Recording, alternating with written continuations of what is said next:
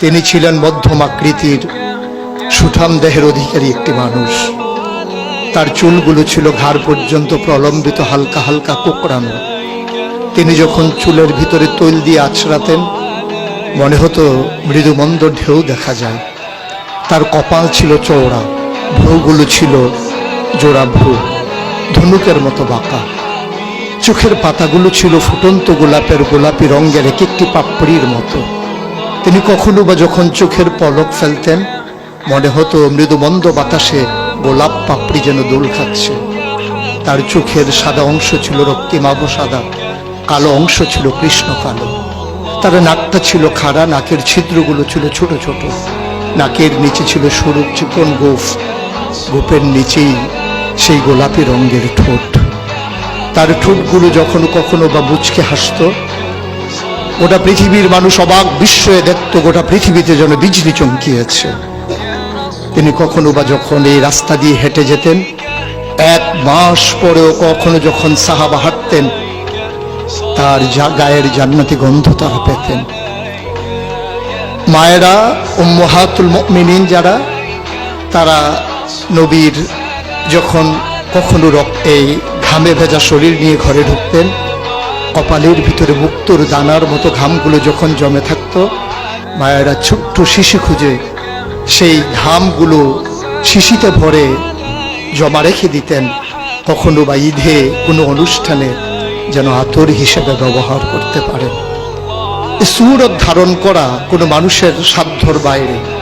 কখনোই কোনো মানুষ এই সূরত ধারণ করতে পারবে না চেষ্টা করলেই, কিন্তু তার সিরত যেটা অনুকরণীয়, অনুপম আদর্শ। তিনি এসেছিলেন এই জন্যে, ওয়ামা আরসালনাকা ইল্লা রাহমাতাল লিল আলামিন। তিনি ছিলেন রহমত গোটা ধরনের জন্য।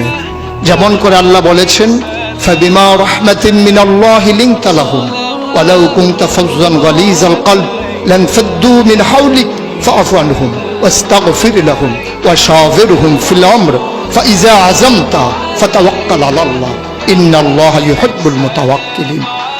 তিনি এসেছিলেন তেমন করে। কেন তাকে পাঠানো হয়েছিল? আল্লাহ নিজেই বলেছেন, লাকাদ কানা লাকুম ফি রাসূলিল্লাহি উসওয়াতুন হাসানাহ। তিনি ছিলেন মডেল, তিনি ছিলেন আইডল, তিনি ছিলেন আইকন, তিনি ছিলেন অনুপম আদর্শ, তিনি ছিলেন উসওয়াতুন হাসানাহ। তিনি গোটা মানব জাতির জন্য সকাল থেকে সন্ধ্যা, রান্নাঘর থেকে সংসদ ভবন, তার জীবনের ব্যক্তি জীবন, পারিবারিক জীবন, সমাজ জীবন, রাষ্ট্রীয় জীবন, অর্থনৈতিক জীবন, ইন্টারন্যাশনাল রিলেশন, সকল ক্ষেত্রে তিনি ছিলেন আদর্শ, তিনি ছিলেন মডেল, তিনি ছিলেন আইকন।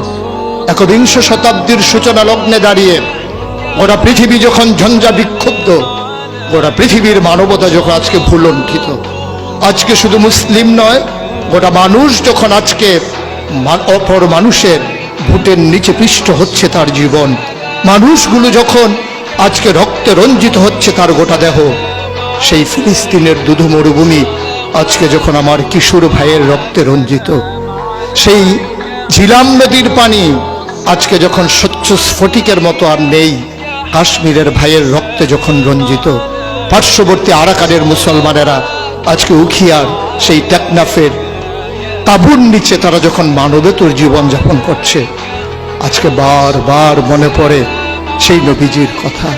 তিনি যদি আজকে আসতেন কোনো একটা ভূখণ্ডে, আমরা যদি দৌড়ে দৌড়ে তার কাছে যেতে পারতাম, গোটা মানবতা যদি বলতে পারতাম মুক্তি চাই, স্বাধীনতা চাই, ভোটের নিচ থেকে জীবন চাই, তিনি হয়তো আঁকড়ে ধরে বলতেন এখানেই শান্তি, চলে এসো উদখুলু ফিস সিলমি কাফা, তাহলেই তোমাদের জন্য প্রশান্তি, তাহলেই তোমাদের জন্য মৃত্যুর, স্বাভাবিক মৃত্যুর গ্যারান্টি।